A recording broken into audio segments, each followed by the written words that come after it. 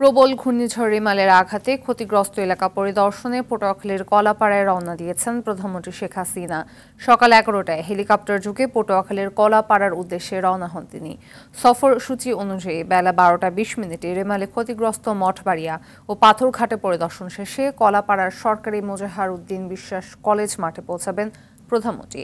12:30টায় তিনি দুর্গতদের উদ্দেশ্যে বক্তব্য রাখবেন ও ক্ষতিগ্রস্তদের মাঝে ত্রাণ বিতরণ করবেন।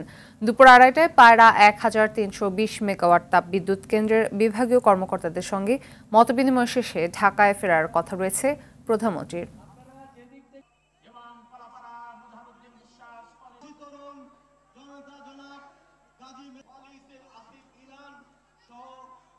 আমার ঘরে নাই কিছু, আমাদের সময় পাইনি মালামাল এরকম একটা চাপ সৃষ্টি হবে।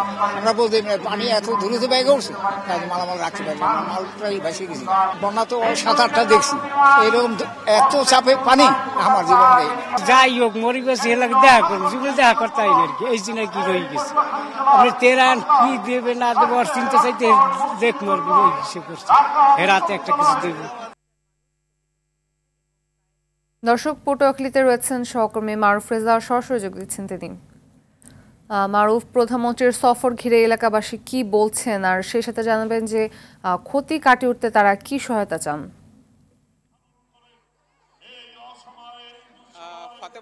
খুব স্বাভাবিকভাবে এখানকার মানুষজন এত হারানোর পরেও আজকে কিন্তু একটা খুশির খবর, কারণ প্রধানমন্ত্রী শেখ হাসিনা সেই কিছু সুখবর নিয়ে হয়তো বা আবার এই বিধ্বস্ত রিমাল বিধ্বস্ত এলাকায় আসছেন।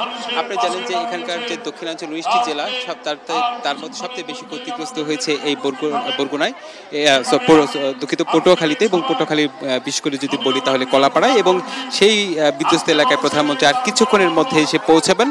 আপনি জানেন এর মধ্যে প্রধানমন্ত্রী শেখ হাসিনা গণভবন থেকে রওনা হয়েছেন, এবং এখানে যে সাধারণ যারা মানুষ রয়েছেন, যারা ঘূর্ণিঝড় রিমালে তাদের ফসলি জমি হারিয়েছেন, চিংড়ি মাছের ঘের হারিয়েছেন, অনেকে বাড়িঘর হারিয়েছেন, আবার প্রাণও হারিয়েছে। আমরা জানি যে 16 জন মারা গেছেন এই 19 জেলায়। এত হারানোর পরেও কিন্তু প্রধানমন্ত্রী শেখ হাসিনা আজকে যে এখানে আসছেন, তাদের মধ্যে কিছুটা হলেও সেই হারানোর বেদনা কিছুটা হলেও প্রলেপ দেবে প্রধানমন্ত্রী শেখ হাসিনার আগমন, কারণ তিনি আসবেন এবং তাদের হাতে নগদ ত্রাণ যেমন তুলে দেবেন, তিনি আগামীতে কেন্দ্র করে দ্রুত ঘুরে ওঠা যায় এইসব মানুষদের, তাই সেই বিষয়ে হয়তো বা তিনি সুখবর দিয়ে যাবেন।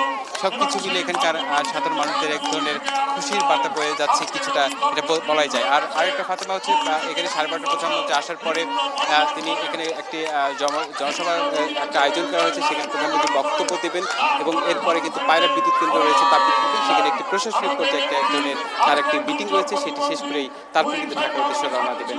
তো প্রধানমন্ত্রী শেখ হাসিনা আগমনকে ঘিরে এখানকার মানুষদের যে গত 2-3 দিন ধরে যে ধরনের হতাশা ছিল, সেই হতাশা কিন্তু অনেকটাই কাটিয়ে ওঠার এক ধরনের বার্তা তারা কিন্তু পাচ্ছেন আজকে প্রধানমন্ত্রী আগমনের মধ্য দিয়ে। তো ফাতেমা, এই ছিল আমার কাছে আছে এখনকার খবর। প্রধানমন্ত্রী বেলা 12:30টার দিকে এখানে এসে পৌঁছাবেন। ধন্যবাদ।